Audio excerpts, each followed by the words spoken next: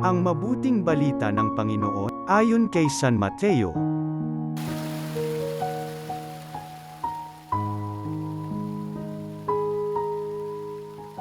Noong panahong yun, nang makarating kay Herodes na tetrarka ang balita tungkol kay Jesus, sinabi niya sa kanyang mga lingkod, siya'y si Juan Bautista na muling nabuhay, kaya siya nakagagawa ng mga himala. Si Herodes ang nagpahuli, nagpagapos at nagpabilanggo kay Juan. Ang dahilan ay si Herodias na asawa ng kapatid niyang si Felipe. Laging sinasabi ni Juan kay Herodes, hindi matuwid na magsama kayo ng asawa ng inyong kapatid.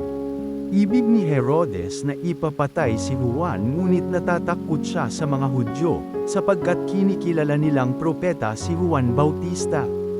Nang dumating ang kaarawan ni Herodes, sumayaw sa harapan ng mga panauhin ang anak ni Herodias. Labis na nasiyahan si Herodes, kaya't isinumpa niyang ibibigay sa dalaga ang anumang hingin nito. Sa udyok ng kanyang ina ay sinabi ng dalaga, ibigay po ninyo sa akin ngayon din, sa isang pinggan, ang ulo ni Juan Bautista.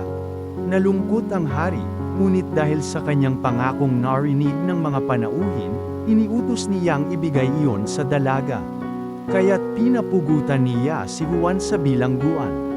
Inilagay ang ulo sa isang pinggan at ibinigay sa dalaga, dinala naman ito ng dalaga sa kanyang ina. Dumating ang mga alagad ni Juan, kinuha ang kanyang bangkay at inilibing. Pagkatapos, ibinalita nila ito kay Jesus. Ang mabuting balita ng Panginoon.